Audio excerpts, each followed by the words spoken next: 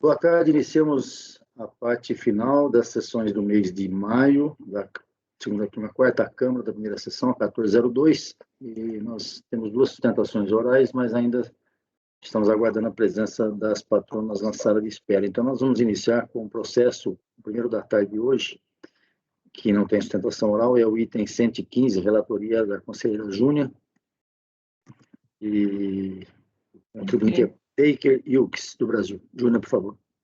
Okay. Esse processo é bem tranquilo, é um embargo de declaração.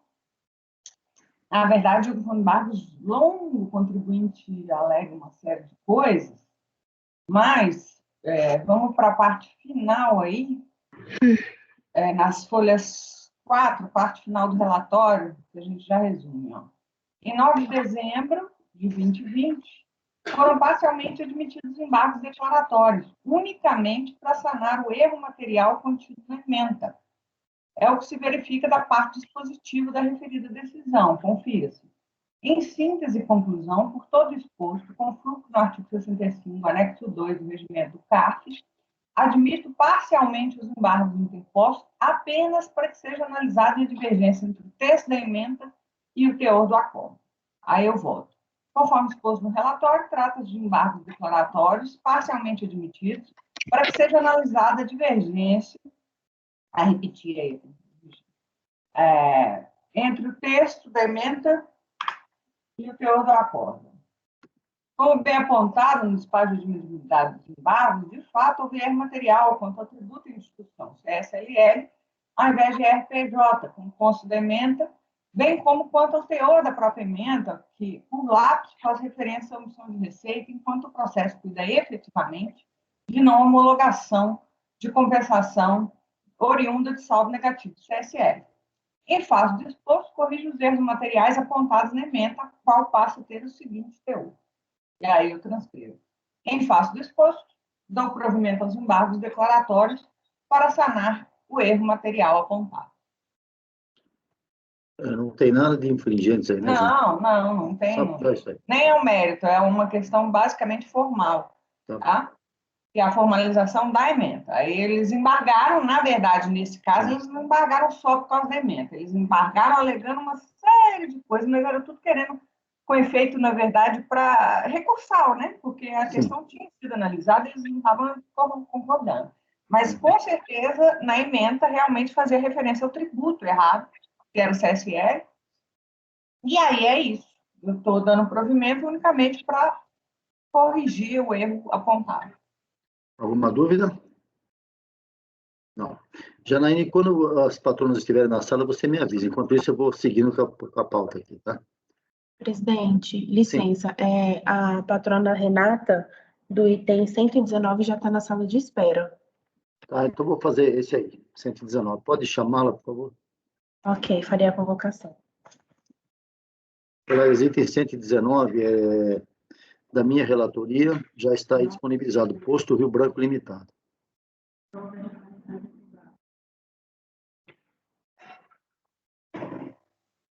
A patrona foi convocada, presidente. Obrigado.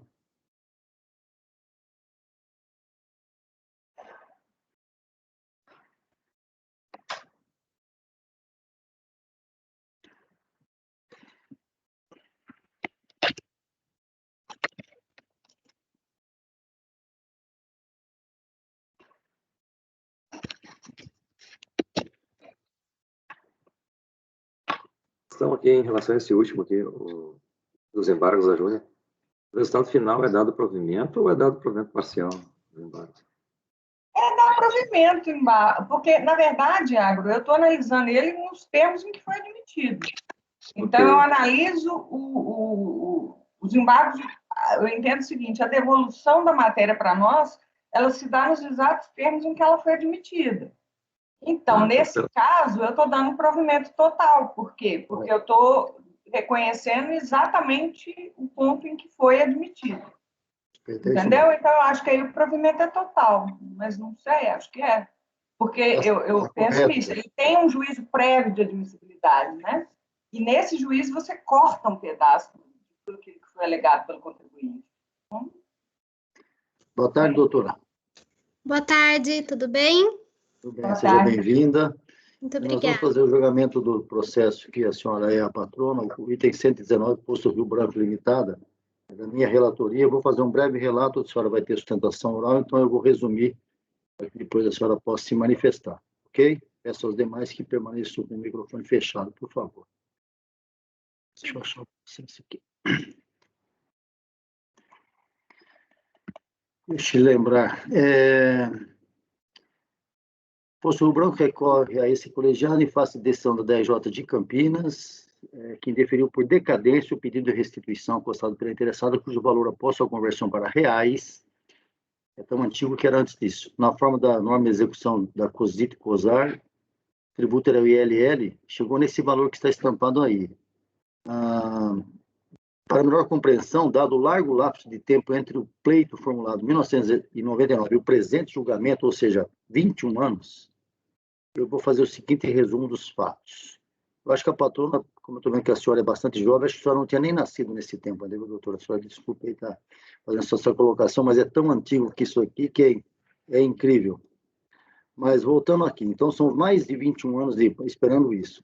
O pedido de restituição da contribuinte funda-se em recolhimentos que fez em 30 de 4 de 1990, e aí já se vão 31 anos, e 30 de 4 de 91, acabou de fazer 30 anos, do imposto de renda na fonte sobre o lucro líquido, uma dessas coisas que o Brasil já teve na sua legislação tributária, chamado ILL, e devidamente comprovados pelos DARFs acostados. Em 24 de 10 de 2002, a DRF de Campinas, então jurisdição da interessada, prolatou a decisão indeferindo do pleito de argumento de decadência na forma abaixo emendada.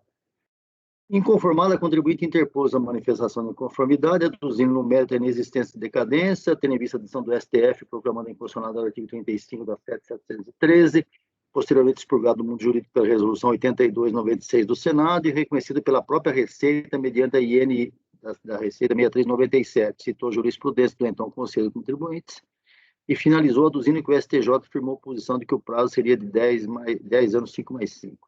Apreciando a lide, a segunda turma da DRJ Campinas improveu o pleito da interessada sobre os seguintes principais argumentos de mérito. Decadência para formular o pedido, feito além do quinquênio legal, ser o ILL tributo que comportaria transferência do ônus para os sócios, o que exigiria a teor do artigo 166 do CTN, expressa autorização destes sócios para que a contribuinte buscasse sua repetição. Finalmente, que o contrato social da PJ, sociedade limitada aqui no caso, não deveria prever que os lucros apurados estariam sujeitos a qualquer condicionante de sua destinação, de modo que seria inaplicável a decisão de inconstitucionalidade da Corte Suprema, ou seja, sendo a disponibilização dos resultados automática, a incidência do ILL nos casos da sociedade limitada estaria caracterizada.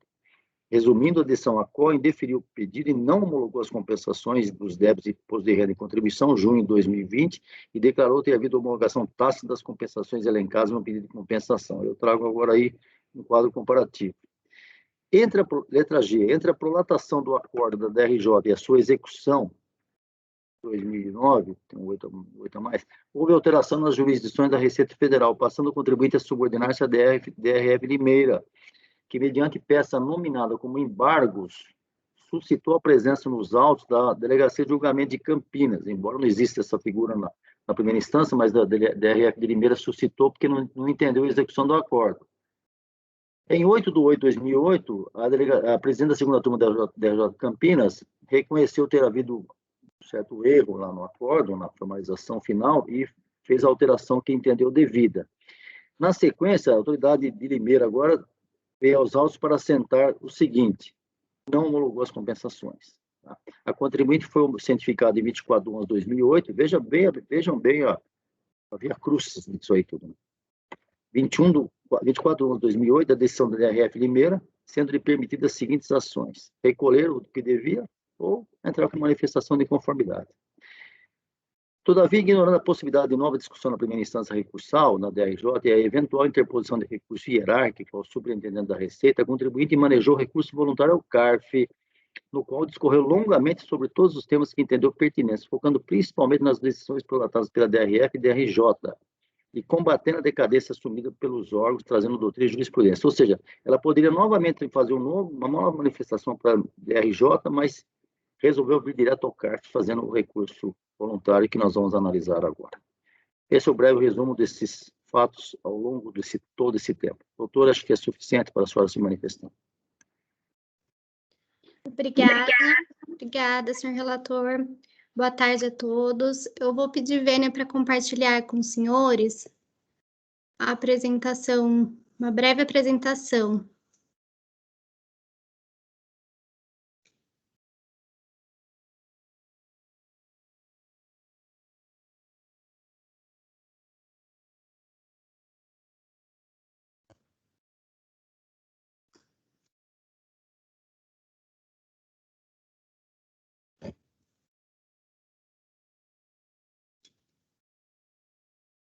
Os senhores conseguem ver? Perfeitamente.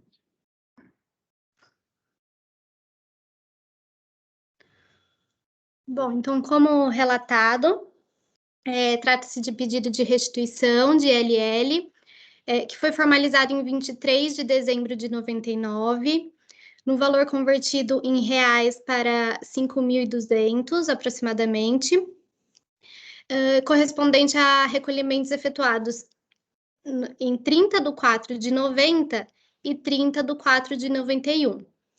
Posteriormente ao pedido de restituição, em 2000, foram apresentadas as compensações.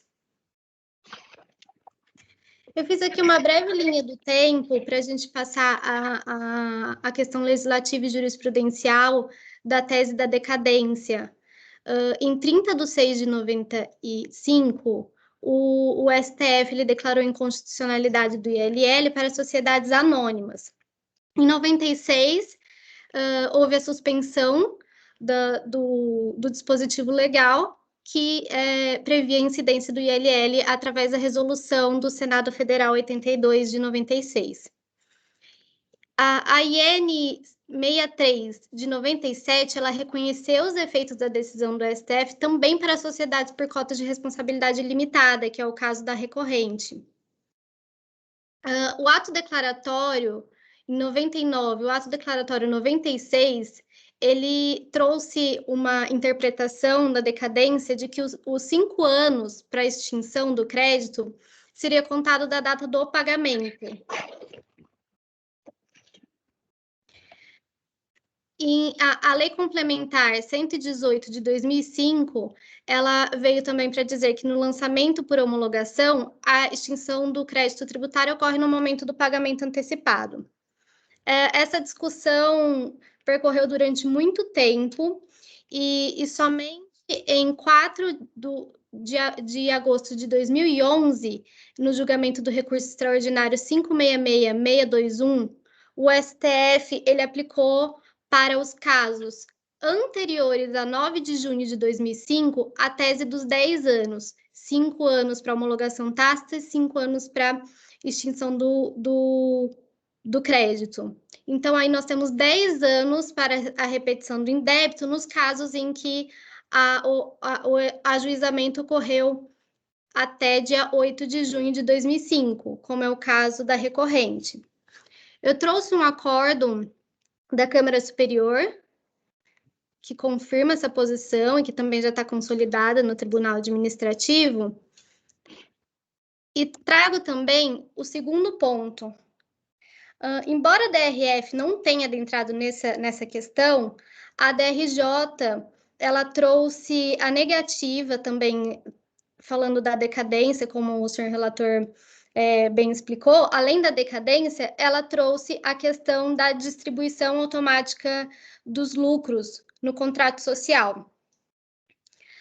Eu peço, Vênia, para ler aqui a cláusula que diz sobre a distribuição dos lucros.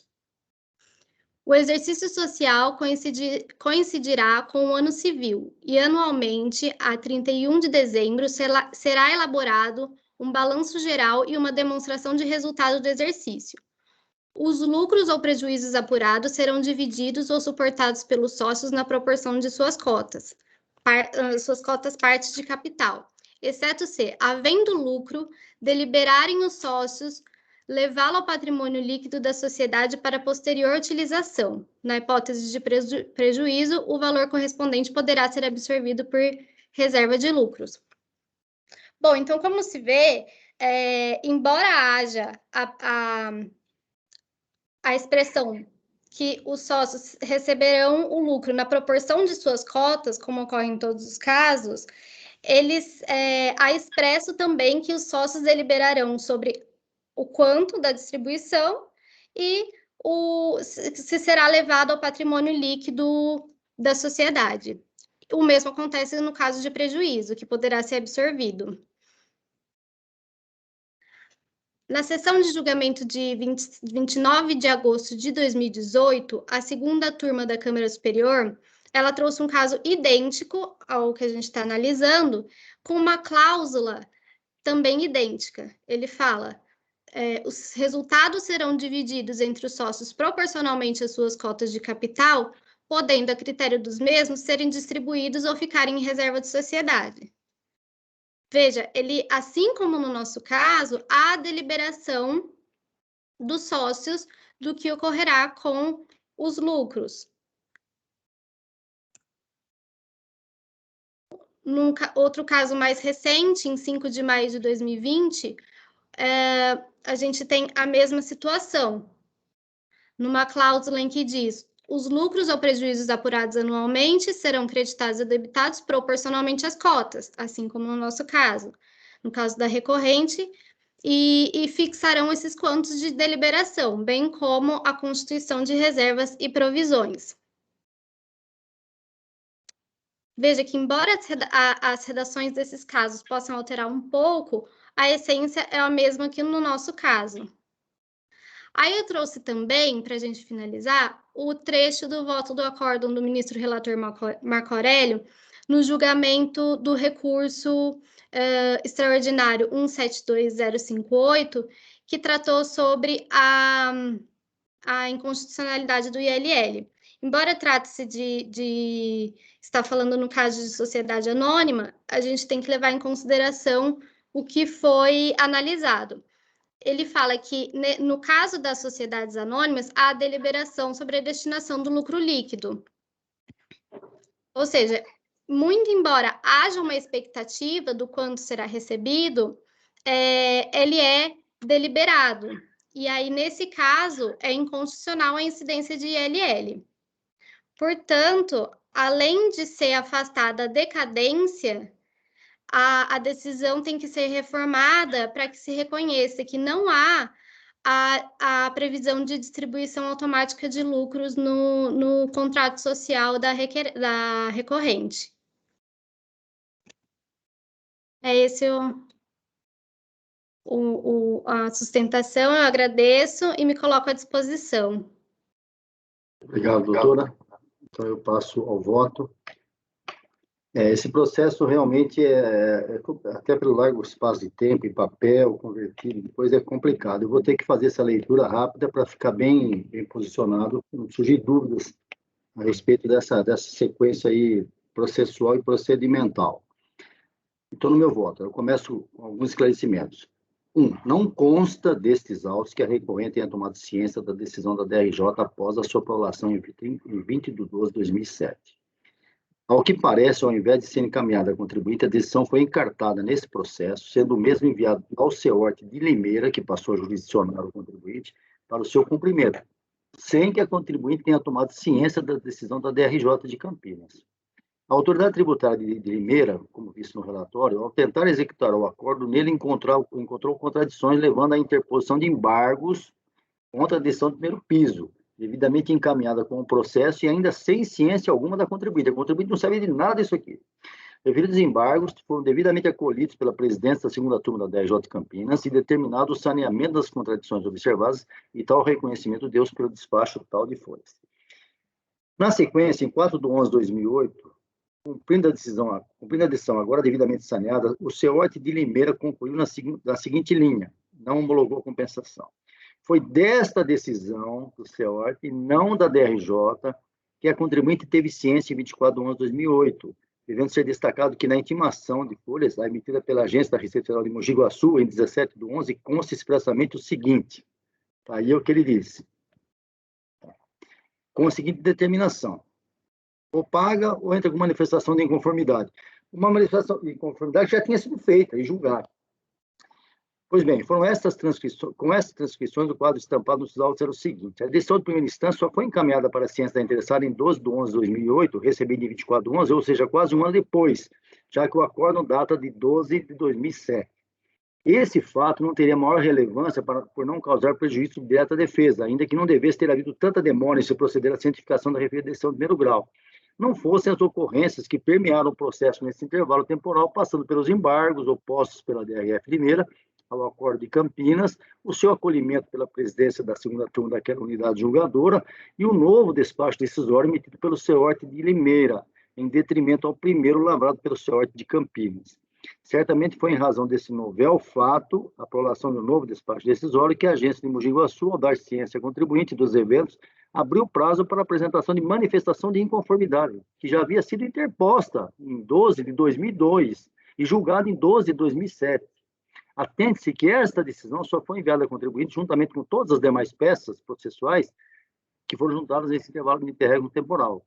Ocorre que, ainda que tenha havido embargos à decisão e seu acolhimento, o fato é que não houve reforma nem anulação do acordo da DRJ, ou seja, a decisão, com os ajustes e efeitos dos embargos que aceleraram, permaneceu vigente e incólume, irradiando seus efeitos. Após a juntada do recurso voluntário, provavelmente dando-se conta da aparente confusão gerada pelas mensagens constantes na intimação da agência, a agência de Mogi Guaçu emitiu o comunicado número tal, de tal data, florestais, do qual o recorrente teve ciência em 2/2009, quando, além de ratificar a intimação anterior, literalmente, a agência de Mogi Guaçu informou a interessada que, aspas, após esse prazo de 15 dias, o processo será encaminhado ao Conselho de Contribuintes para julgamento do recurso voluntário, ou seja, nova determinação. Seguindo a mesma agência da Receita Federal, manifestou-se novamente nos autos em 9 de março de 2009. Não vou ler, mas está aí. Suscitada a posicionar pelo referido expediente da agência de Mogi Guaçu, DRF Limeira, isso foi da agência de Mogi, que pertence à delegacia de Limeira, pertencia pelo menos, foi para a delegacia. E aí, a delegacia, pelo CEORT, se manifestou laconicamente. Não analisou nada, só disse assim, considerando que tem um recurso voluntário, vai para o Conselho. Enfim, resumo de todos esses fatos e eventos, de uma forma ou outra, foi reconhecida a procedência de se apresentar esse recurso voluntário, que é o que se passa a analisar agora. Muito bem. Pelo que acima se mostrou, aliado ao exposto no relatório, o que mais consta nos autos e robustecido pela previsão legal do parágrafo 3º do 59 do PAF, entendo perfeitamente cabível aceitar-se a interposição do recurso voluntário como feito pela recorrente, posto que a decisão recorrida não foi anulada. Desse modo, constatar a sua tempestividade, eu recebo dele com isso. Feitas as observações, passo à matéria. Em resumo, a matéria comporta pedido de restituição conjugado com compensação formulado pela recorrente relativo ao ILL, recolhido em 30/4/90 e 30/4/91, cujo montante convertido para reais, na forma dessa norma da COSAR, atingiu R$ 5.232, conforme PER. Para comprovar, foram juntados os DARPs, portanto, tudo isso é incontroverso. Também incontroverso que o ILL foi declarado inconstitucional e já reconhecido pelo Supremo Tribunal e pela resolução do Senado. Pois bem, abstraindo a especificidade de cada caso, nestes autos, foram suscitados ou arguídos os seguintes pontos, pela interessada, pelas autoridades fiscais e pela decisão recorrida. 1. Ter decaído o prescrito direito à repetição, tratando-se a recorrente de PJ constituída na forma de sociedade limitada, verificar se o contrato social prevê expressa previsão de que os lucros serão automaticamente disponibilizados, sem qualquer ressalva. Terceiro, autorização dos sócios para que a sociedade questione a repetição e peça a restituição do tributo indevidamente recolhido. Passo, portanto, a análise de cada um desses 3 casos suscitados, 3 itens. Sobre a decadência. Bateram-se as decisões prolatadas no sentido de que, protocolizado o pedido de restituição a 23/12/99, já estaria decaído o direito de repetição, posto que os recolhimentos foram em 90 e 91, portanto, mais de 5 anos. Bom, essa é a regra geral. Todavia, como já foi citado, tem a súmula CARF 91, aplica-se o caso, a tese dos 5 mais 5. Como o tributo é um lançamento por homologação, já tem até decisão nesse sentido, que eu estou falando aí embaixo, que é a primeira turma da Câmara Superior de Recursos Fiscais em 20/11/2012, relatoria do conselheiro Francisco Salles Ribeiro Viqueiroz, entendeu que o ILL é um tributo que se amolda o lançamento por homologação, então não há dúvida que nesse caso aplica-se inteiramente o caso da tese dos 5 mais 5 e não há decadência a ser assumida. Alguém quer se manifestar sobre isso ou julgamos tudo junto? Então julgamos no final. Seguindo o item 2. previsão contratual da destinação dos lucros. A decisão recorrida fulminou a pretensão da recorrente ao afirmar: constituindo-se a requerente de sociedade por cota de responsabilidade limitada, é imprescindível examinar-se a declaração pelo STF de inconstitucionalidade. A consequente publicação da resolução do Senado 8296 converteria qualquer recolhimento do ILL em indébito. Nesse aspecto, nota-se a alteração contratual de folhas 11 e 18, na JUSCESP, número tal, e ele reproduz o que está no contrato social do contribuinte, a DRJ de Campinas. Data vênia, faço uma leitura diferente da cláusula. Eu explico por quê. Consta do instrumento contratual vigente à época dos fatos, folhas, cláusula com redação quase idêntica à presente no contrato assumido pela decisão recorrida, que é posterior aos eventos tratados. O que está aí reproduzido é depois dos fatos aqui tratados. Dos fatos tratados, vigia esse contrato que eu vou reproduzir abaixo. Eu reproduzi. Tomando apenas a segunda parte da cláusula, que trata da destinação dos lucros ou assunção dos prejuízos, é nítido que se está gramaticalmente diante de um período composto, onde há uma oração principal e uma subordinada que se integram e permite a construção linguística daquilo que se quer exprimir. Traduzindo em linguagem redacional e eliminando as referências aos prejuízos, por desnecessários ao que aqui se aprecia, eu faço a reprodução eliminando o que não interessa. Então ficaria: os lucros serão divididos pelos sócios na proporção de suas cotas partes de capital, exceto se, havendo lucro, deliberarem levar ao patrimônio líquido para a posterior utilização. Então, enquanto a oração principal dita que os lucros serão divididos aos sócios, a subordinada cria uma condicionante restritiva e obrigatória, exceto se deliberarem os sócios, os mesmos que seriam os beneficiários da distribuição, exceto se eles decidirem incorporar tais lucros ao PL da sociedade. Em outra formatação, a conclusão é mais flagrante ainda, mostrando a dependência da decisão dos sócios para a disponibilização, destinação e distribuição dos resultados positivos. Veja-se nesta redação abaixo, mudando a forma, mantendo a essência gramatical. Aí eu faço a seguinte colocação, vernáculo: exceto não havendo decisão dos sócios de incorporar os lucros ao PL da sociedade, eles serão distribuídos na proporção de suas cotas. Em suma, sob qualquer ângulo que se analise, não há disponibilidade automática dos lucros a favor dos sócios. Antes, é preciso que, em reunião entre eles, se decida primeiramente se serão incorporados ao PL da sociedade e só depois disso, em caso negativo, é que haverá liberação para que sejam distribuídos a eles. Linha em conformidade com o decidido pela Corte Suprema, que eu reproduzo aí, e do voto do ministro Marco Aurélio. Sintetizando, não havendo previsão de disponibilização e distribuição dos lucros, descabida a tributação pelo ILL, como tem decisões aqui no CARF. Cenário reconhecido, acatado e sufragado pela própria Receita Federal, pela IN 63, que eu também reproduzo, e, portanto, afasto esse óbice em relação ao pedido do contribuinte. Alguém quer se manifestar sobre isso? Seguindo. Terceiro item, repetição do indébito, autorização dos sócios para que a sociedade a promova, aplicação do artigo 166. O 166, que a gente quase não cuida aqui, né, difícil aparecer caso assim, diz lá: a restituição de tributos que comporte por sua natureza transferência do respectivo encargo financeiro somente será feita a quem prove haver assumido o referido encargo ou, no caso de tê-lo transferido a terceiro, estar por este expressamente autorizado. Segundo a decisão ACO, florestais, consequentemente, para que a pessoa jurídica responsável pelo recolhimento do ILL adquira o direito de pleitear a restituição do indébito, torna-se necessária a prova de ter assumido o referido encargo, ou, no caso de ter o transferido a terceiro, de estar por esse expressamente autorizado a recebê-lo. Configurariam provas hábeis da assunção do ônus, a prova da ausência de distribuição, ou a prova da distribuição sem a devida retenção do imposto, ou ainda a autorização dos beneficiários. Diante da ausência disso, negou provimento, é a DRJ. A respeito da irradiação dos efeitos do artigo 166, já decidiu o STJ ao analisar o antigo adicional de imposto de renda bastante semelhante ao ILL e igualmente declarado inconstitucional pelo Supremo.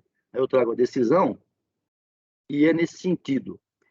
Somente haveria quase praticamente dois tributos tidos como nessa situação do artigo 166, que seriam os chamados impostos diretos e que implicam em incorporação ao preço final de um produto ou coisa, que são situações típicas do IPI e do ICMS, e que exigem, sim, a autorização do contribuinte, de fato, para que o contribuinte de direito promova a ação judicial ou administrativa de repetição do indébito caracterizado pelo pagamento comprovadamente indevido de um tributo expungido no mundo jurídico por ser inconstitucional.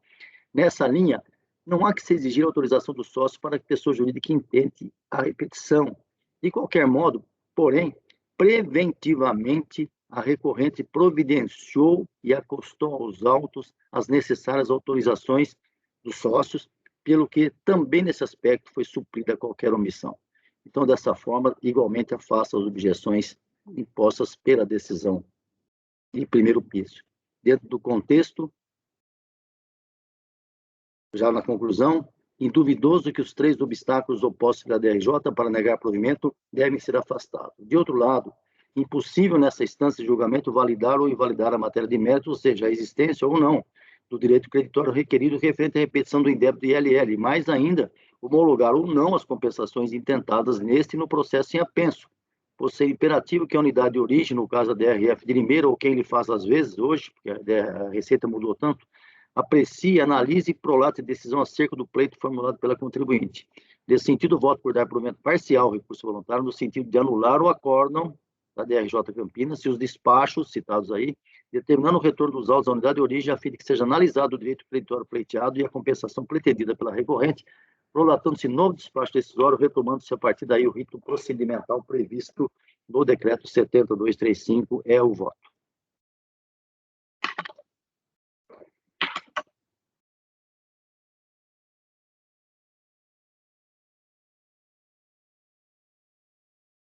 Podemos votar? Todos de acordo? A senhora entendeu, doutora? Doutora Renata? Sim. Tá. Então, nós estou dando um provimento, afastando os obstáculos e determinando o retorno para começar tudo de novo. Tá bom? Anulando tudo que foi feito até agora. Ok? Certo. Então, julgamento encerrado. Uma boa tarde para a senhora. Boa tarde. Bom trabalho, meu querido. Obrigado, doutor. Julgamento encerrado. Janaína, a outra patrona está aí? Do 116. Sim, presidente. Em Ela está na presidente, sala de espera. em presidente, esse caso aqui, tu vê, já faço, são 31 anos e vai mais Mas o que eu posso fazer? Eu já gostaria de homologar, mas como é que eu posso fazer um desse? começou errado, né, tio?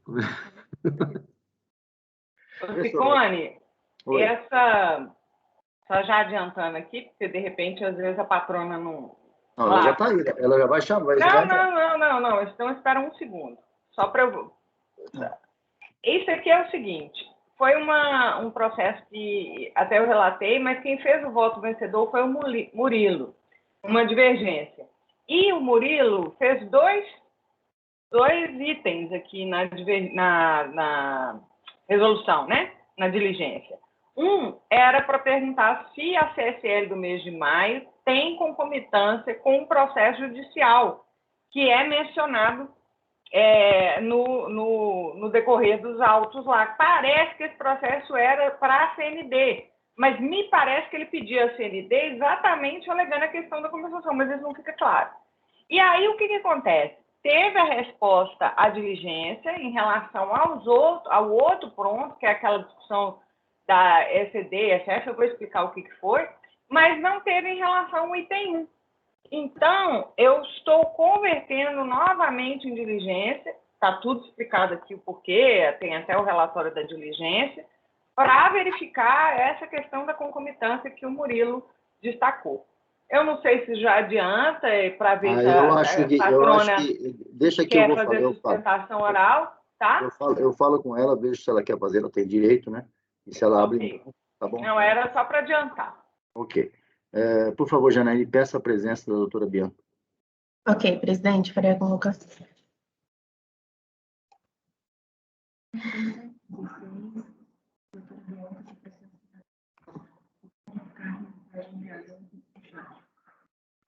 A patrona foi convocada, presidente. Obrigado, Janaíne.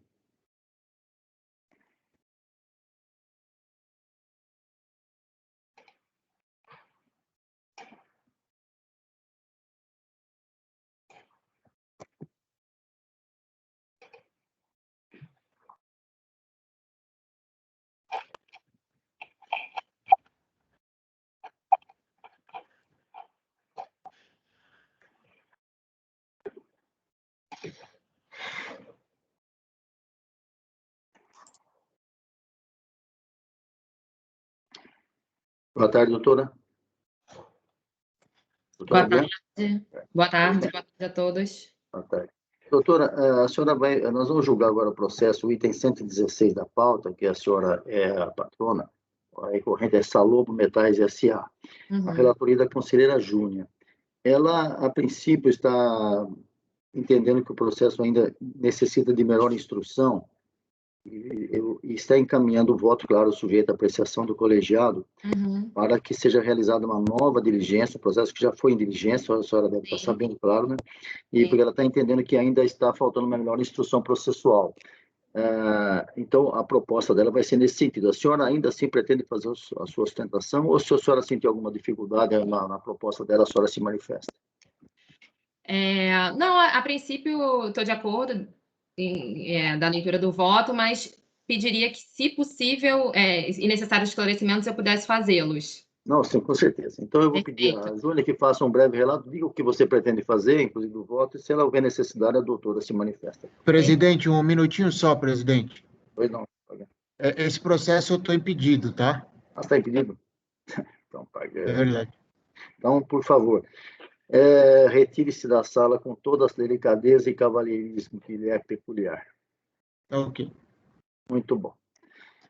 Felizmente, vai ser convertido em diligência, não vai haver problema na descompasso da paridade. Tá bom? Vamos lá, Júnior. Bom, o que acontece aqui, presidente? Esse processo, você teve...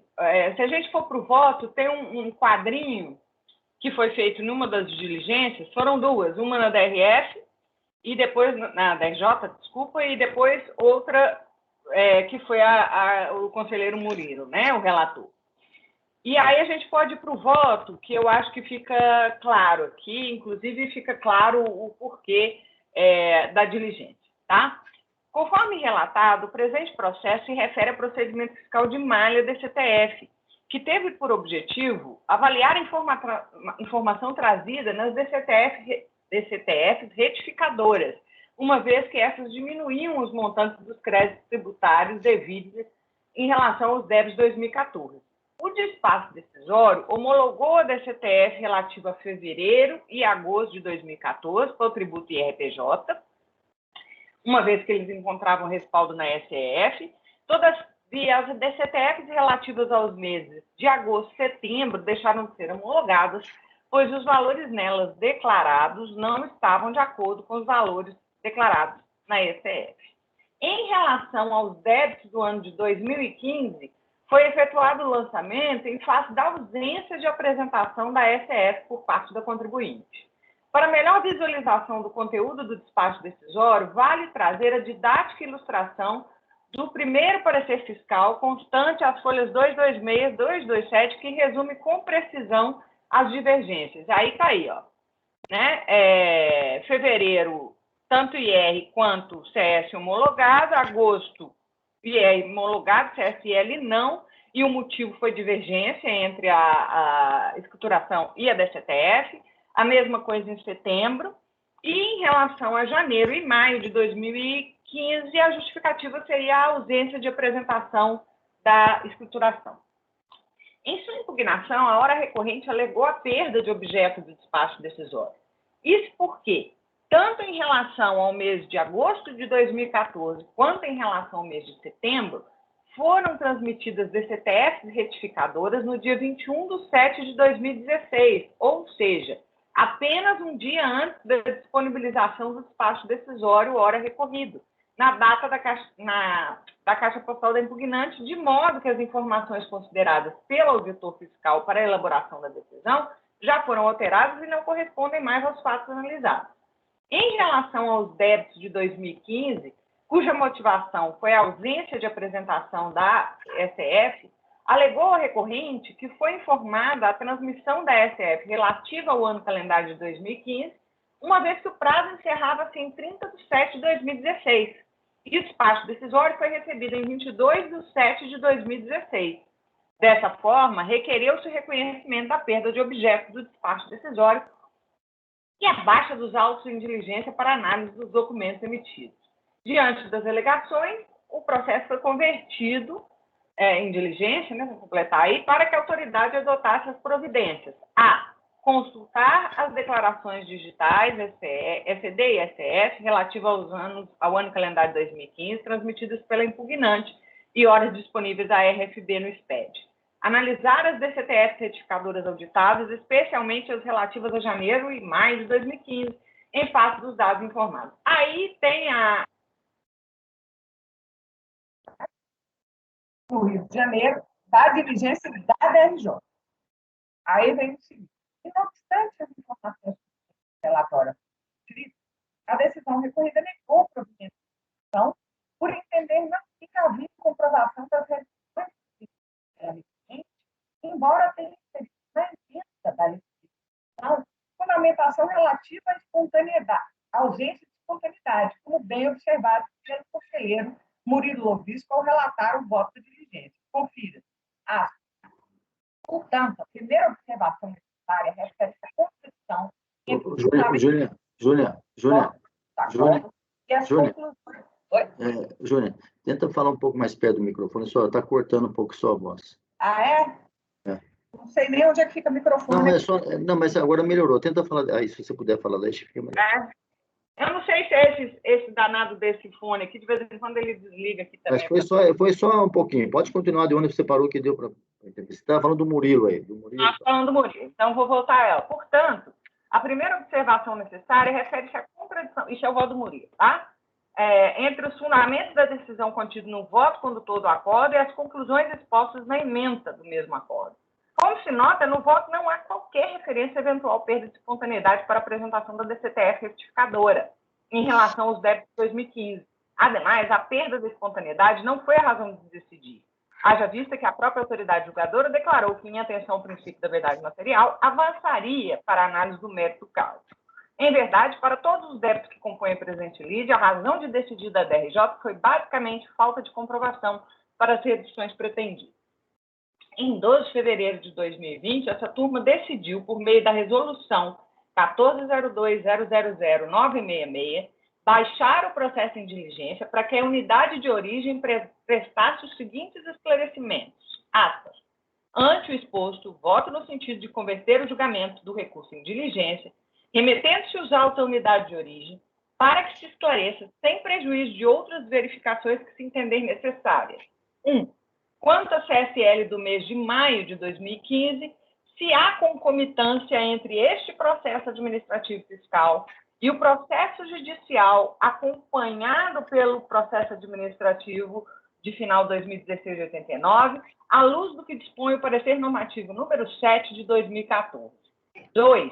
Se as SED e as SF, referência 2014-2015, dão suporte às retificações pretendidas nesse processo, sendo necessário realizar tal verificação quanto à CSL de maio, apenas na hipótese de não ter sido configurada a concomitância que é objeto do quesito anterior. Do resultado dessa diligência deverá ser cientificado o contribuinte. Em resposta, a Delegacia de Maiores Contribuintes da Receita Federal do Brasil do Rio de Janeiro apresentou o relatório de folhas 509 e 516, no qual faz análise individualizada dos referidos débitos, sem, contudo, fazer qualquer manifestação quanto à concomitância da CSL relativa ao mês de maio de 2015, constante do item 1. Em relação a esse ponto, CSL, maio de 2015, o relatório de diligência faz a seguinte manifestação, aspas, assim, no que se refere ao débito CSL, código 2484, referente a maio de 2015, considerando que o valor informado em sua CF, a título de CSL devido em meses anteriores, no total de 14 milhões, é consistente com o somatório dos valores efetivamente apurados e recolhidos nos meses anteriores, sob o mesmo título, entendemos que o valor apurado na SF, como CSL a pagar, daria suporte à retificação pretendida. Tendo em vista a observação constante do item 2 da diligência, determinada pelo conselheiro Murilo Lovisco, poderia concluir que a unidade de origem teria concluído pela inexistência de concomitância, uma vez que ele ressalva que a análise relativa ao mês de maio de 2015 só deveria ser feita caso concluísse a autoridade de origem pela inexistência da concomitância. No entanto, entendo que a conclusão pela inexistência de concomitância deveria ter sido motivada. Isso porque, conforme observa o conselheiro em seu voto, aspas, primeiramente, quanto à CSL referente a maio de 2015, é necessário observar que o próprio órgão julgador de primeira instância destaca que, aspas, que a diferença da retificação é também objeto de discussão de discussão judicial, estando suspensa sua cobrança por conta de decisão judicial, conforme relatado acima, não podendo essa autoridade julgadora manifestar-se sobre a questão. Apesar dessa observação, não há delimitação de litígio no acórdão recorrido e nem mesmo qualquer referência ao parecer normativo número 7, de 22 de agosto de 2014, que trata da concomitância entre o processo administrativo e o processo judicial com o mesmo objeto.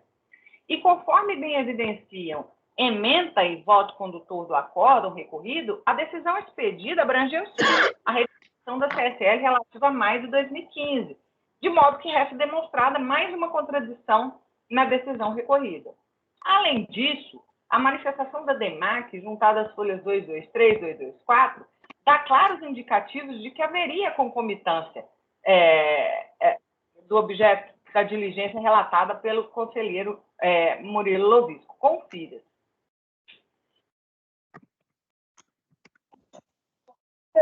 Seu valor em função da entrega de documentos, além das estados da CPF. Júnior, outra vez seu microfone cortou aí. Acho que é isso. Voltou? Voltou. Bom, eu vou rapidinho aqui, só para a parte aqui de novo, do voto do Murilo, tá? Que está negritada. Deve ser registrado que o corrente débito CSL também foi cadastrado no processo judicial, passando a existir, portanto, uma indevida duplicação de crédito tributário conforme despacho DRF de folha 160. Tá? Isso é a manifestação da própria DEMAC. Então, essa concomitância para mim ficou no limbo. Tá? Eu confesso que até quando estava no voto eu não tinha realmente me atentado, porque a decisão de primeira instância, ela fala, mas ela não conclui nada. Ela não conclui, então isso aqui eu não tenho competência para analisar, a gente não fica claro se aquilo ali é concomitância ou não é. O próprio despacho da DEMAC dá a entender que é concomitância, mas aí a gente não sabe, e eu acho que isso aqui é importante, porque é uma questão, inclusive, de competência. Né? Se a gente analisa uma coisa que já, eventualmente, tem concomitância com decisão judicial, nessa parte aqui a gente sequer teria competência, especificamente em relação ao mês de maio. Então, em face do exposto, entendo que o processo não se encontra em condições de julgamento, motivo pelo qual voto pela sua conversão em diligência para que a unidade de origem esclareça quanto à CSL do mês de maio de 2015, se há concomitância entre este processo administrativo fiscal e o processo judicial acompanhado pelo PAG número de final 2016-89, à luz do que dispõe o parecer normativo número 7 de 2014. Em seguida, dê vista contribuinte para querendo se manifestar no prazo de 30 dias. Doutora, a senhora queria se manifestar?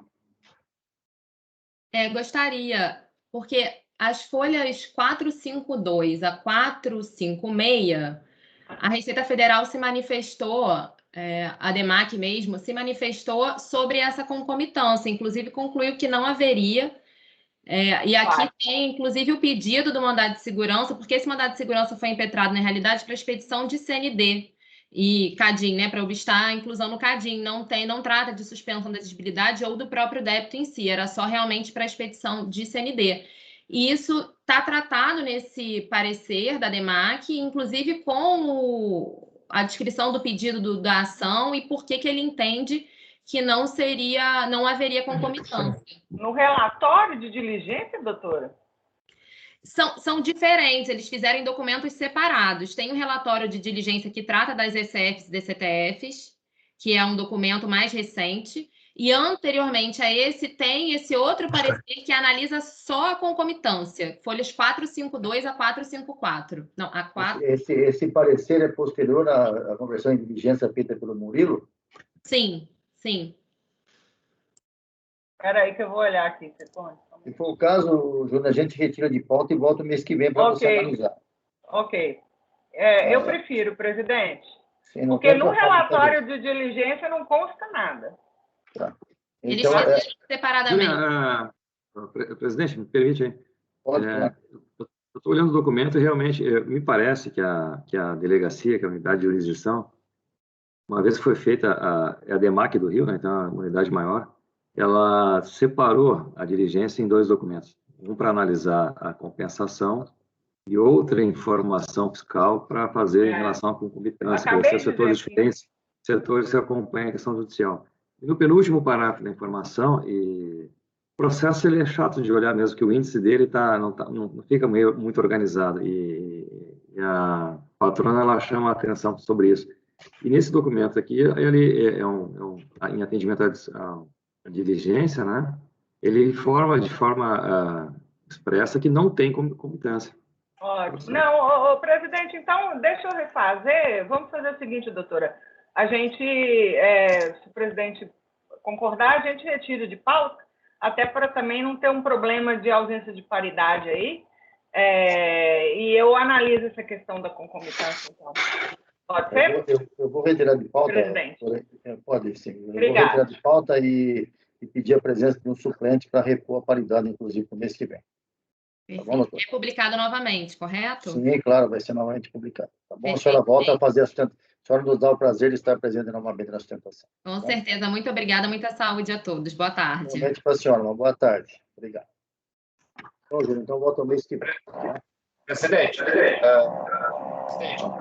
o senhor vai retirar. Júnior, para perguntar para ti, tu não tem problema de estouro de prazo para tirar de pauta? Não, esse processo. não. Isso aqui tem prazo ainda. Tem prazo. Não, é só porque de horas, né? Porque como esse é o último mês do trimestre e tem que ser 360. Isso não é o último mês, isso não é o último mês, não. Mês que vem que é o último mês. Em maio. Aí eu tenho que ver. Eu não sei quantas horas. Não, mas esse processo Maio, que é janeiro. Não. eu acho que era 2 horas. Não, bobagem. É mês que vem, é junho. Mas é porque a gente já indicou. Não, sim. Mas a gente já indicou. Marcelo, nas turmas ordinárias aqui, o trimestre é diferente, pô. O trimestre é normal aqui, não tem nada de anormal. Porque a nossa pauta já está publicada. E aí, tipo, quando eu estou julgando os processos em maio, a minha pauta de junho já está publicada. Então, assim, eu já tenho os processos que você... Se eu tirasse um processo, por exemplo, se fosse no meu caso, se eu tirasse um processo agora, eu não conseguiria incluir na pauta de junho. Mas eu acho que não vai dar problema, não, eu mandei pensando nas horas. Nós não temos tem umas horinhas sobrando e esse processo aqui é uma miséria. Eu vou até conferir aqui, mas eu tinha quase, apesar de ser um trabalheiro danado. Marcelo, nós não temos culpa se vocês são os apressadinhos.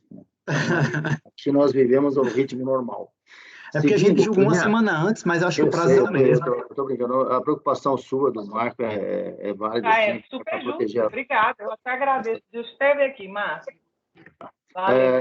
Voltando agora, nós vamos voltar. Vamos voltar. Espera aí, Júnior. Deixa eu falar, Júnior. Voltando agora, nós encerramos as nossas sustentações orais. Vamos voltar à pauta pendente aqui. Item 74. Pagano já voltou?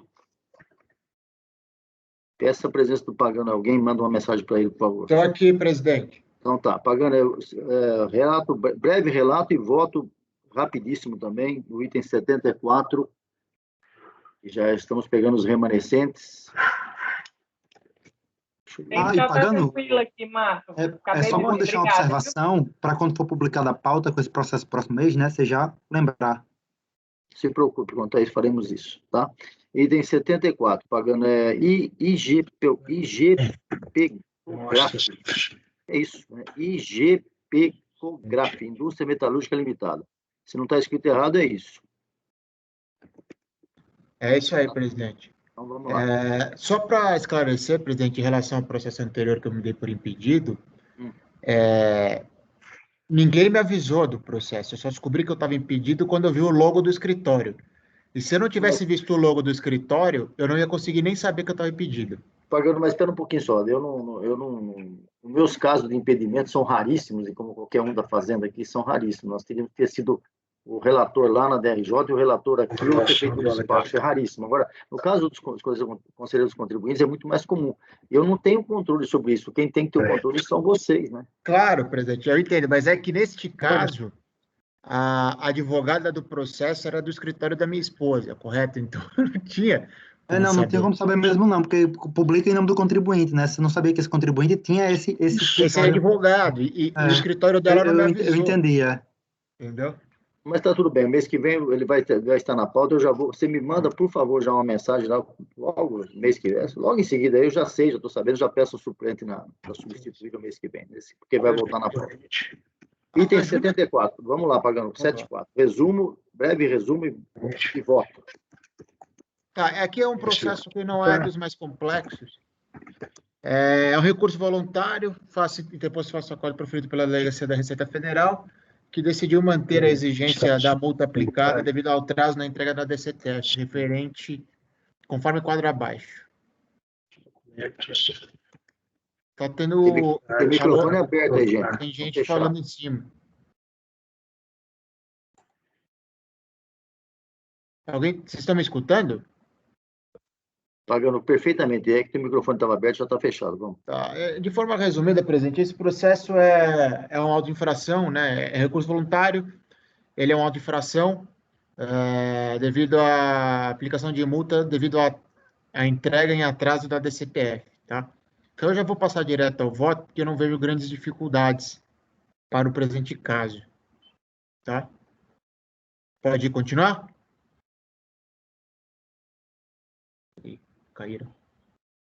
Pagano, pode continuar, Pagano. Vocês estão me escutando? Porque travou aqui, hein? Não, estamos ouvindo perfeitamente, vai.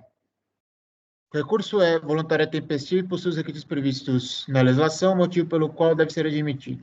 A matéria dos autos é referente à multa relativa à entrega em atraso da DCTF da empresa recorrente que tem como forma de tributação o lucro real. Sendo assim, a fiscalização imputou multa pela entrega em atraso nos termos do artigo 7º da Lei 10.426 de 2002. Precisa fazer a leitura do dispositivo ou vocês já sabem? Vamos embora, vamos em frente. A recorrente alega em sua defesa a existência de nulidade ante a falta de prévia intimação para pedido de esclarecimento conforme artigo 7º da Lei 10.426 de 2002, em razão do auto ser eletrônico. Salienta a impossibilidade de se fundamentar lançamentos em informações eletrônicas e sem prova da evidência de documentos. No mérito, assinala que as DCTFs entregues foram entregues espontaneamente, de forma que, no artigo 138 CTN, resta excluída a responsabilidade pela infração devido à denúncia espontânea, né? Ressalta, por fim, a ausência de prejuízo erário. Vejamos.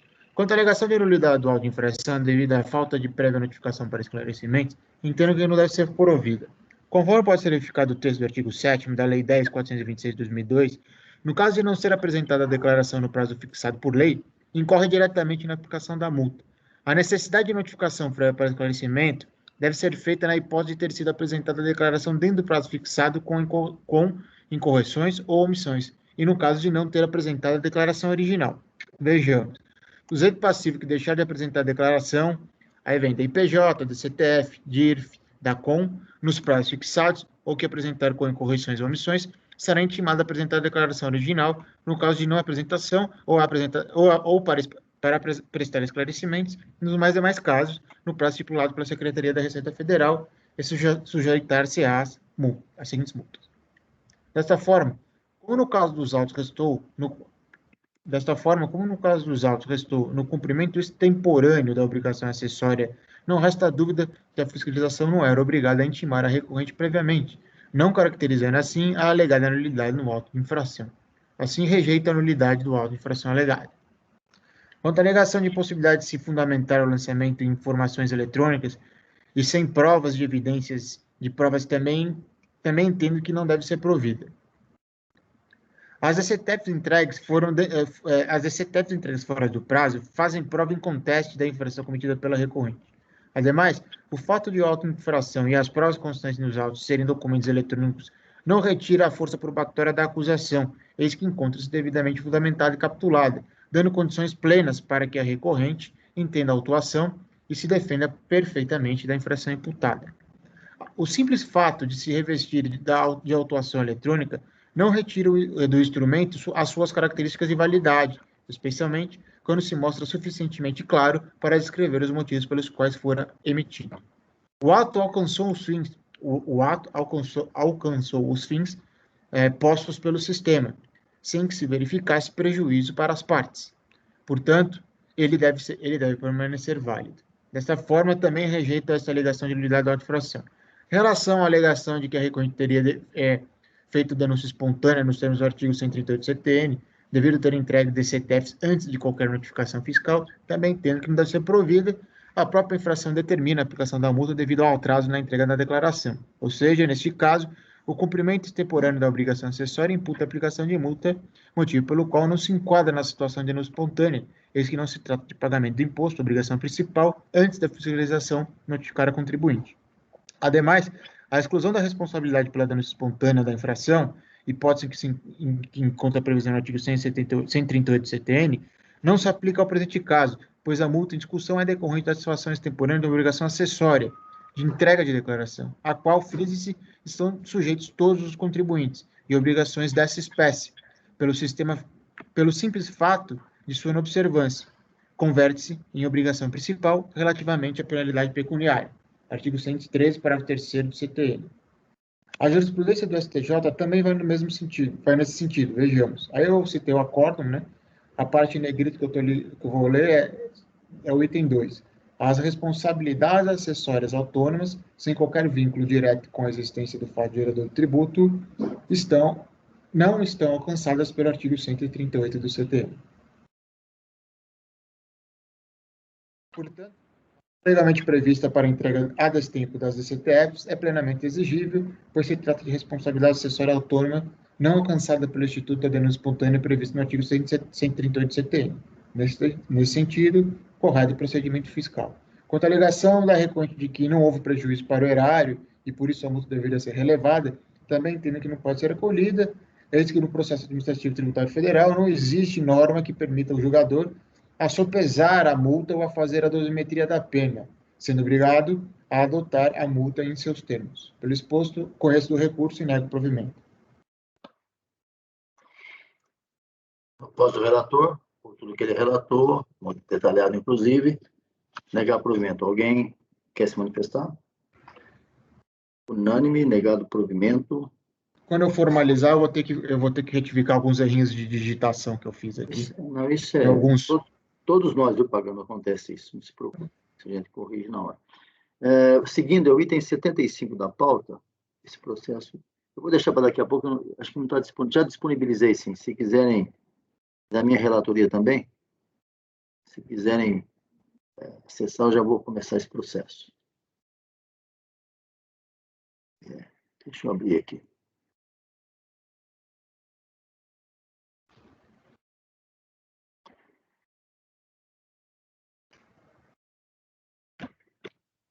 Só um minutinho, gente.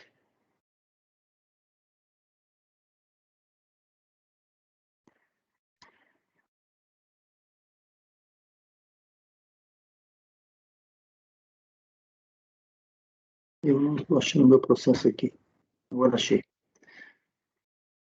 O contribuinte, o nome, não sei se é alemão também, esse nome é, mas enfim, é o item 75, Swedish. Vamos lá.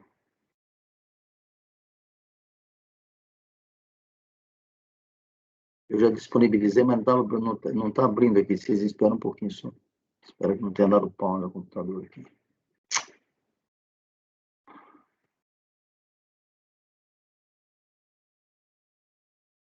Não consegui abrir o processo. O voto eu consegui abrir aqui. Então eu não estou conseguindo abrir o meu aqui. O PDF é o voto. O voto a gente pode mandar, se quiser, por exemplo, pelo... Posso mandar pelo WhatsApp para vocês. vocês. Manda pelo WhatsApp aí. Deixa eu ver se ele vai abrir agora. Está abrindo. Que coisa, hein? Abriu. Tu não clicou na pasta T para abrir? Não, cliquei sim, aqui estava dando pau, mas já consegui. Na pasta T demora, tem que... demora. Então, eu geralmente uso já o que fiz antes, mas dessa vez eu pus na pasta T e acabou dando problema. Mas tudo bem, está aqui já consegui. Então, vamos lá. Swedish do Brasil, qualquer coisa semelhante a isso. Pois não. Vamos lá. Quem ia falar, mas não falou. Recurso voluntário, decisão da segunda turma da RJ, juiz de fora, multa por atraso de DCTF. Tá, vamos rapidamente, isso aqui é uma matéria já conhecida, tá aí a DCTF, a auto-infração, notificação de lançamento, né? Na verdade, esse valor, 1.700.000 com desconto, o valor 1.700.000 eram os débitos, a multa 340 com 171. A a autora disse que, por excesso de trabalho, deixou de apresentar DCTF, todos os tributos foram recolhidos, agiu com boa-fé, a multa tem caráter confiscatório, e, enfim, procedeu a entrega do DCTF, tão logo foi intimada, a DRF de Juiz de Fora, a qual manteve o lançamento, já vou para o voto, qualquer coisa eu volto aqui. A Refrega cinge sem saber se procede o lançamento e multa da entrega, está aí o valor. Eu faço as seguintes informações. Setembro de 2010 é o período, a data final da entrega seria 23/11/2010, data da entrega 3/8/2012, os meses foram 21 meses, 2 em 2010, tal. A contagem do percentual 2% ao mês, limitada a 20%, então 21 meses daria 42%, então fica limitada a 20%, corretamente aplicado pelo fisco. Segundo a acusação, o lançamento surgiu em fase recorrente ter procedido a entrega fora do prazo do DCTF, e por isso tem a multa, o contribuinte se defendeu com essas alegações que eu já disse. O contribuinte traz questionamentos de ordem constitucional e legal, afasto, né? Tem a súmula, tem o PAF, então não conheço o recurso nessa matéria. Passo agora a análise do que matéria de fato, né? Item folhas 8. Trago aqui a instituição da DCTF, o Decreto-Lei 2124, a IN que trata da apresentação. Já vimos essa matéria em vários julgamentos, inclusive de minha relatoria mesmo. A penalização que o contribuinte reclama, eu estou trazendo aí como é que é feita a penalização, e já vou lá nas conclusões, nas folhas 12. Como inciso segundo, porque ele reclama que não seria esse inciso, seria outro inciso, então vou aqui reproduzir o que eu falei. Como inciso 2 do artigo 7º prevê a aplicação de multa à razão de 2% ao mês da infração, a entrega feita além do vencimento do prazo, mas dentro do próprio mês, tem-se que se conhece por mês de infração, impondo a aplicação do percentual de 2% ao mês, chegando ao valor que está aí. Desse modo, ausente o cumprimento da obrigação acessória imposta por lei, a multa era inevitável. Agora eu rebato o que ele disse. Assim, padece de fundamento o argumento da recorrente de que seria inaplicável ao caso o artigo 7º, inciso 2 da Lei 10.426, com a redação da Lei do artigo 19 da 11.051. No mesmo espaço, a recorrente reclama que a penalidade deveria ter como fundamento o inciso 2 do artigo 7 da IN 1110/2010, não o inciso 1 do caput, só que seria aplicável aos casos de não apresentação de DCTF e não recolhimento dos tributos. Então, está dizendo o seguinte, olha, o meu caso é esse aqui, que o inciso 2 do artigo 7º, só quando não tem apresentação de DCTF e não tem recolhimento dos tributos que estão nela. Eu trago, reproduzo o que ele disse, o contribuinte. Então, para ele, a multa seria essa daí, de R$20. Muito bem. Já vou pular e vou lá na frente, nas folhas 15. Vejamos o que dizem citados dispositivos, sempre lembrando que IN, decreto, portaria, norma de execução, pode e deve dispor sobre a forma de operacionalização e aplicação da legislação ao caso concreto, nunca inovar o texto legal, como é óbvio, né? Então, eu reproduzo e diz lá o caput do artigo 7º. A pessoa jurídica que deixar de apresentar a DCTF no prazo fixado ou que a apresentar com incorreções ou omissões, ou seja, são duas as hipóteses, deixar de apresentar a DCTF no prazo ou apresentar com incorreções e omissões. Seguindo, diz o caput, a pessoa jurídica será intimada a apresentar declaração original, no caso de não apresentação, ou a prestar esclarecimentos nos demais casos no prazo estipulado pela Receita e sujeitar-se às seguintes multas. Portanto, digo eu, ocorrendo uma das duas hipóteses, diga-se, deixar de apresentar a DCTF ou a apresentar com omissões e incorreções, o contribuinte será intimado a apresentar a declaração não entregue, prestar esclarecimento nos demais casos, ou seja, naqueles em que houve a entrega da DCTF, porém foram constatadas incorreções e omissões. Nesse ponto, já é possível entender o espírito que norteou o legislador tributário ao tratar da matéria.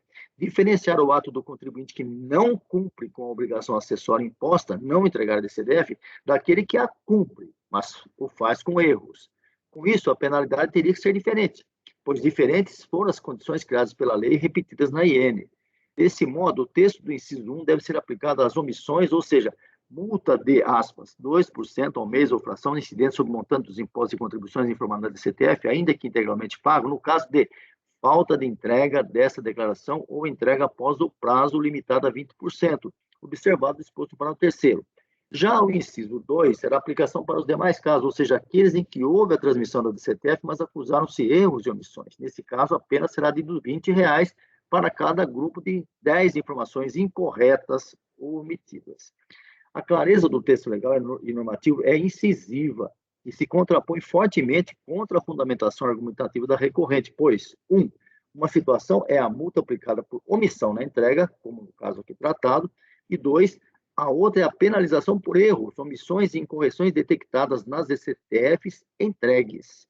Já questões de possível disparidade nas penas é tema que foge ao arbítrio do julgador, a quem cabe observar a norma vigente no mundo jurídico. Mas a Corte Suprema já se manifestou no recurso especial no tal, relatoria do ministro Marco Aurélio, de 2020, chancelando a legitimidade da norma. Eu trago a decisão do ministro dizendo que é perfeitamente válida a imposição dessa penalização. Nesse tom, completando eu, alegações como feitas pela recorrente no recurso, no sentido de que, olha o que ele escreveu aí, eu reproduzo. A prevalecer o entendimento de que, na presente hipótese, deve ser aplicada a multa prevista no inciso 1, chega-se à conclusão absurda de ser mais vantajoso apresentar DCTF com valores zerados do que deixar de apresentar o documento. Agora, digo eu, essas alegações têm nítido caráter de inconformismo contra a norma legal, para isso o foro competente é o judiciário, e demonstra aspecto volitivo que, se assumido, poderá levar a outras penalizações que a legislação possa dispor, ficando por conta e risco do sujeito passivo assumir tal postura. Pelo exposto e relatado, afasta as alegações deste tópico no recurso voluntário. Passo aos demais argumentos levantados pelo contribuinte. Primeiramente, quanto às alegações da recorrente de que sempre agiu com boa-fé, até que foge a nosso estudo. Independente de ter havido ou não prejuízo ao erário, como arguido pela recorrente, é fato incontroverso que ocorreu o atraso no cumprimento e o que leva inevitavelmente à aplicação da multa como feito pela fiscalização. Eu trago aí decisões. Em outro tomo, a contribuinte alegou que a falta de entrega da DCTF no prazo fixado decorreu de falha da recorrente por grande volume de trabalho e tal coisa. Em contraponto a essa alegação de caráter puramente coloquial, cabe reproduzir as palavras da relatoria da edição recorrida. Eu conheci negrito que interessa mais aqui. Note-se que quando o contribuinte dele, nós já falamos isso aqui, acho que o Marco Aurélio, o Iagro, e o Evandro já comentaram esse assunto assim. Note-se que quando o contribuinte deixa para cumprir sua obrigação ao final do prazo estipulado, assume o risco de incorrer em problemas particulares que culminam com o não cumprimento de sua obrigação tempestivamente, palavras da DRJ. E vamos lembrar, né? Há um prazo final para se entregar, mas não é só esse dia, né? É um prazo que termina naquele dia, mas foi ao longo de um certo tempo.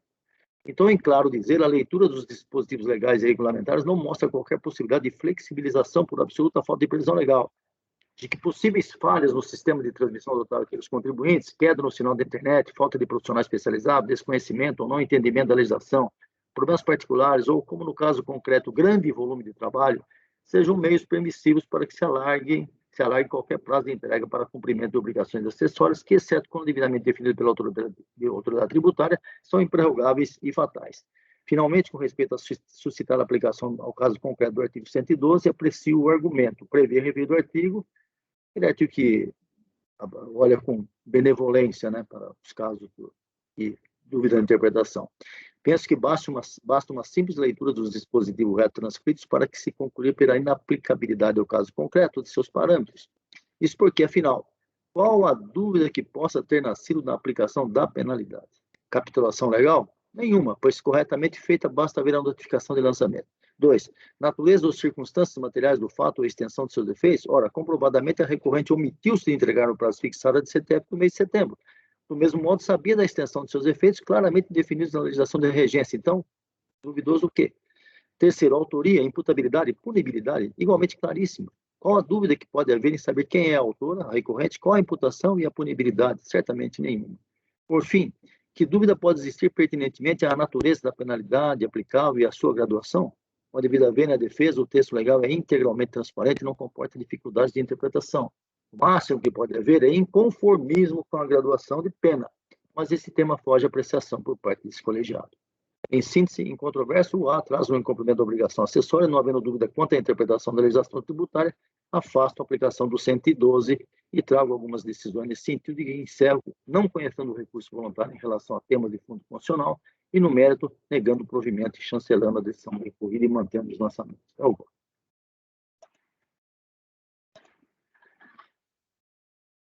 O que me chamou a atenção nesse caso foi essa arguição desses dois incisos. Tá? Confesso que eu me debrucei sobre isso para analisar melhor o que teria essa diferença em relação a essa ponderação que o contribuinte fez. Acho que a minha posição aí está bem clara. mas também não posso deixar de apontar que o reclamo do contribuinte no sentido que talvez fosse mais interessante eu entregar desse TF tem fundamento. Dentro desse critério, teria. Se ele entregar com incorreção do que não entregar. Sairia mais em conta para ele. Né? Essa é a alegação dele. Confesso que eu nunca tinha passado por uma situação dessa, de fazer essa análise. Mas, independente disso, ele entregou atrasado, né, presidente? Sim, estou dizendo que a alegação dele, se você analisar bem, qual seria de fato o objetivo que levou o legislador tributário a fazer esse tipo de diferenciação?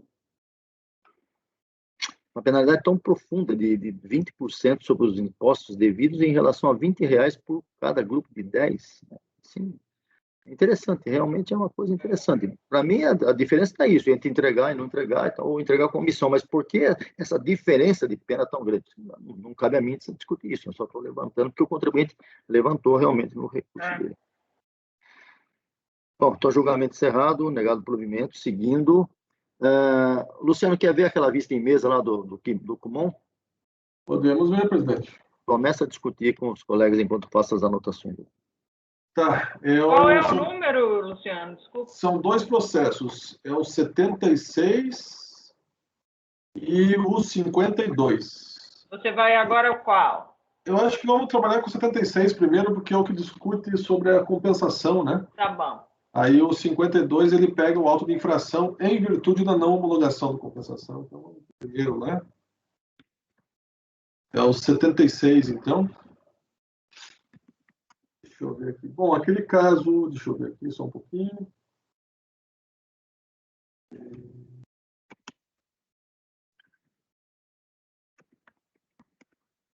Eu vou fazer, então, um breve relato sobre ele, daí depois eu parto para ler o voto. Deixa eu só confirmar se é esse mesmo. É isso aí, da alteração de critério e tal. Beleza. Bom, é um recurso voluntário em virtude de negativas de pedido de restituição e compensação. Tem ali, compensação é o principal, mas tem também uma questão relacionada à restituição, mas isso não vai fazer diferença. Foi apresentada a manifestação de conformidade. A manifestação de conformidade alegou que o contribuinte verificou que haviam pagamentos a serem feitos, só que os pagamentos foram feitos a posteriori, depois do despacho decisório. Houve divergência na adoção dos critérios, esse foi o segundo argumento utilizado na manifestação de conformidade. A DRJ foi pela improcedência, alegando que os pagamentos efetuados após o despacho decisório não podem ser inseridos no saldo negativo, e que a alteração de critério para negar o pedido, né? Estava correta, aliás, não houve alteração de critério, e que foi adequada, os critérios estavam em lei.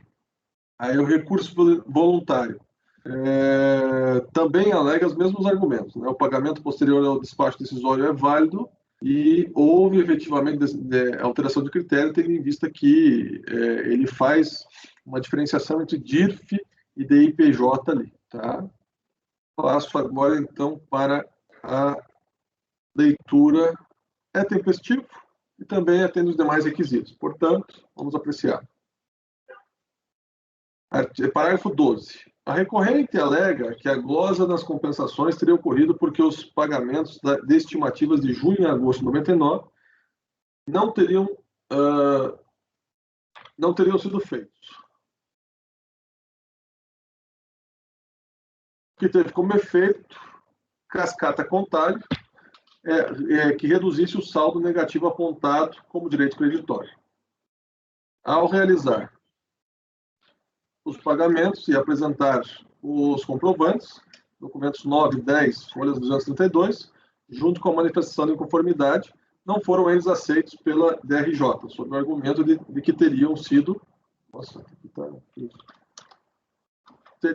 realizados após a lavratura do despacho decisório. Entende a requerente que tais pagamentos devem ser contabilizados para o presente processo.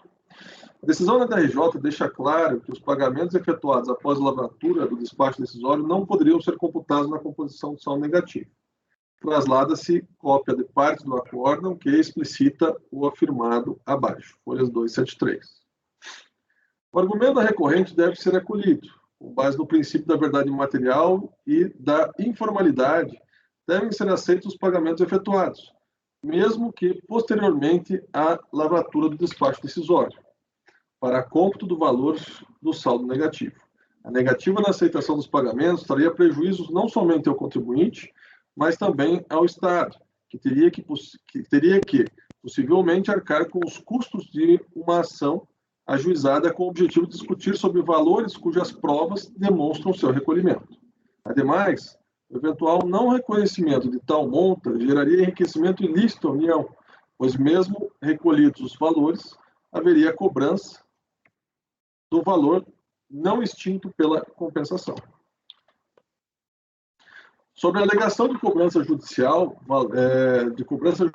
do valor em discussão, nossa, não sei o que aconteceu aqui em todas as ligações. O valor em discussão efetuado antes do julgamento definitivo do presente processo, incumbe reconhecer que o artigo 151 do CTN prevê que o processo administrativo é uma das causas de suspensão da exigibilidade do crédito tributário, que nenhum ato voltado à cobrança do crédito aqui demandado e não homologado pode ser promovido. Contudo, esse órgão não tem competência para impor limites à atuação da Procuradoria Fazenda Nacional, cabendo ao próprio órgão a tomar a decisão ou ao Poder Judiciário a determinação do cumprimento do previsto no referido artigo do CTN. Aqui uma questão que o contribuinte levantou também, que a PGFN tinha iniciado a execução, presidente. Só um parágrafo que ele faz, e daí ele reclama disso também, né? Estou respondendo. Agora vem a questão principal. Alteração do critério de análise do crédito. Quando o imposto de renda retido na fonte, alega a recorrente que a autoridade fiscal teria alterado o critério de análise para períodos diferentes, pois em 1999 e 2001, quando a receita de imposto de renda retido na fonte, constante em DPJ, for inferior a comprovadas por meio das DIRFs, o fisco teria levado em conta a DIPJ.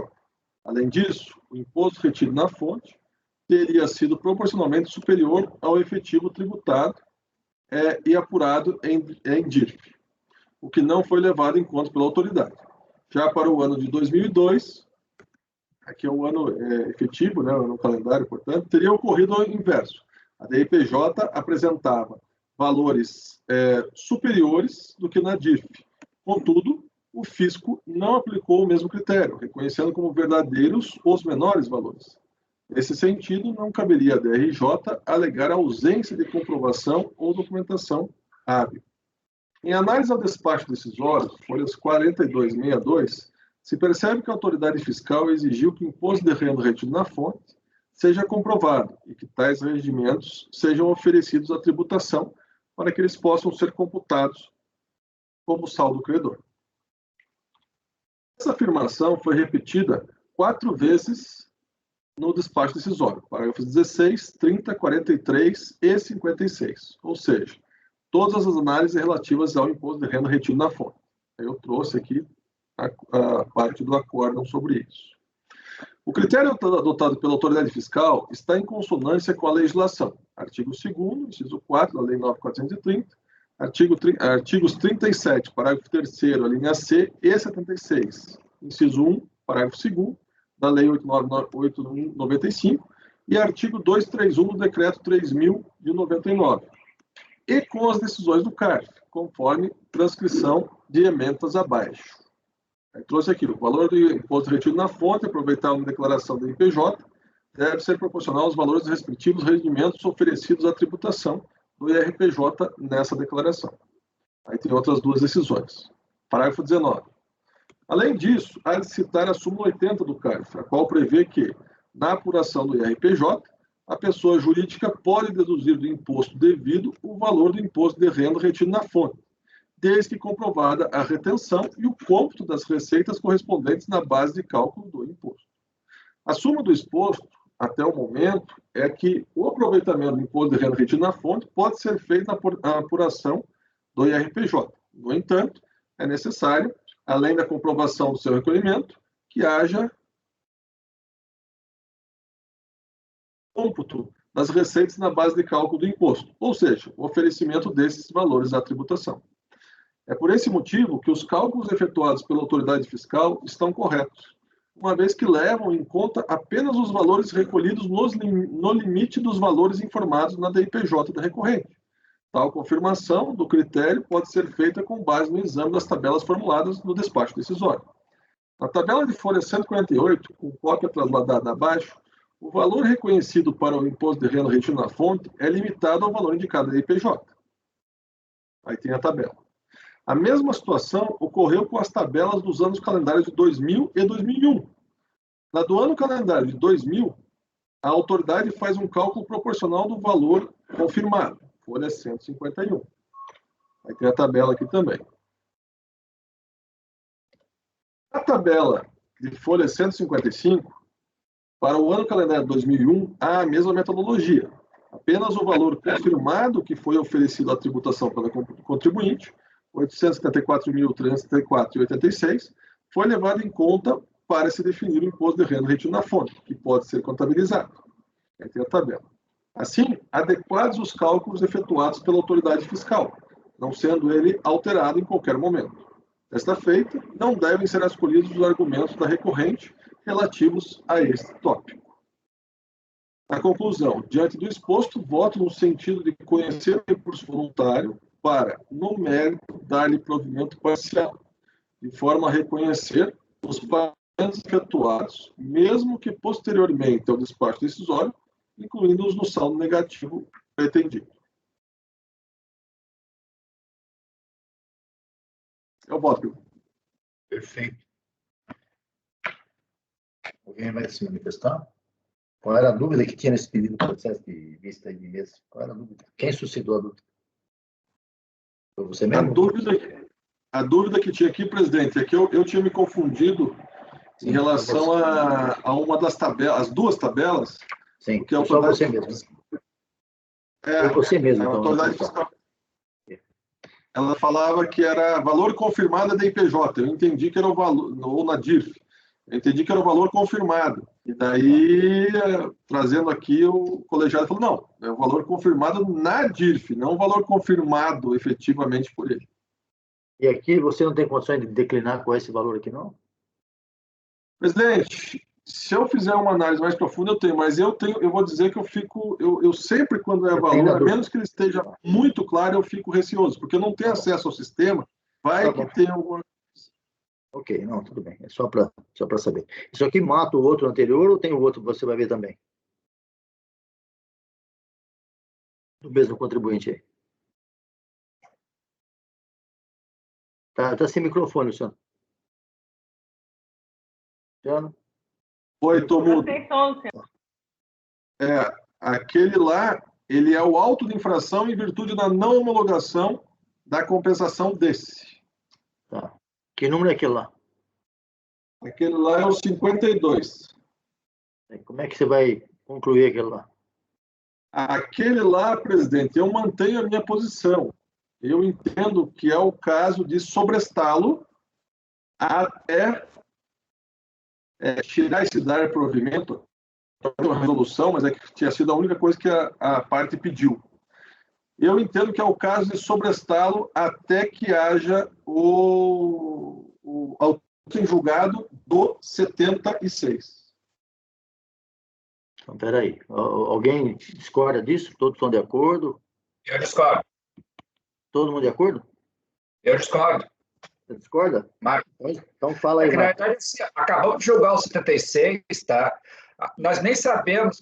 Primeiro tem a questão do artigo 6º do RICARF, tá? A mesma instância. A gente já discutiu isso outras vezes. Se a gente vai começar agora a esperar para ver se vai ter recurso especial... Não, isso não pode esperar, não. Isso não pode, não. Não, então é esse. Para mim, esse é o 52 aqui, que é da multa por a parte não homologada, ele é replicar os efeitos do 76.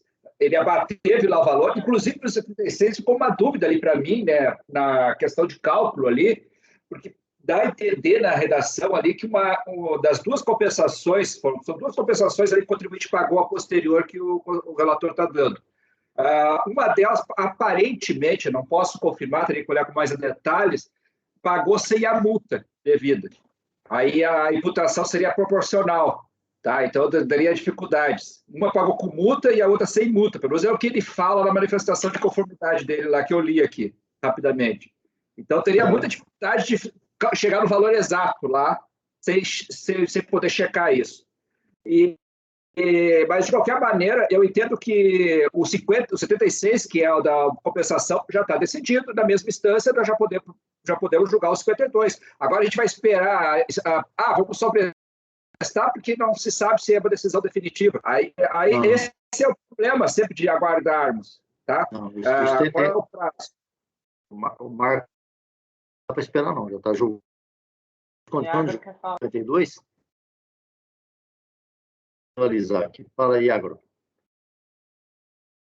Na mesma linha do Marco, caso aqui é diferente, prejudicial, né? Que havia uma compensação de ofício feita pela autoridade. Nós entendemos que não se enquadrava no artigo. Aqui é um caso claro. Nós deveríamos reduzir a multa proporcional. E sobre esse 76 aqui, eu compreendo, eu estou de acordo com você, mas só tem que ficar claro essa questão. Eu pago sem multa, está falhando. Conforme imputação.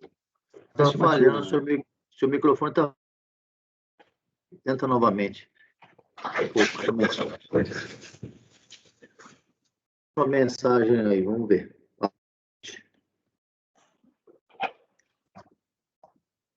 Presidente, eu gostaria de manifestar. Vai conseguir falar, né? Tá travando todo mundo? Para mim também está aqui. Eu acho que é do Teams, né? Tá travando para todo mundo, Ah, tá. Tá. Vamos dar um tempo aí, espera um pouquinho só. Parafraseando, vocês estão pagando a internet? O meu não tá travando, não, hein? Mas era inevitável, né? Você vai...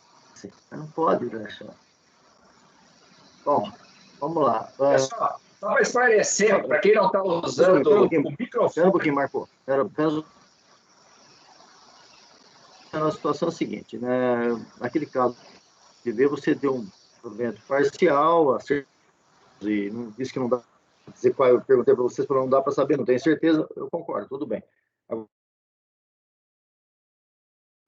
Na Câmara Superior, porque o Ricardo fala na mesma instância, nós já decidimos. Agora, como vamos decidir o 52, em função desse daí, até foi cortado aí, interrompeu, talvez proporcional. Não há outro jeito que não seja esse. Nós chegamos no consenso. Consegue falar agora aí. Está falhando, presidente. Não entendi quase nada. Eu também não entendi nada. Vamos sair, gente, e voltar? Vamos tentar fazer isso? Vale a pena? Vocês estão me ouvindo? Vai fazer um intervalo? Não, né? Vamos fazer um intervalo de 5 minutos. Tá, aí a gente sai e entra de novo. A gente sai da sala e entra, né? Janaíne, 5 minutos de intervalo para tentar melhorar a qualidade aqui, tá?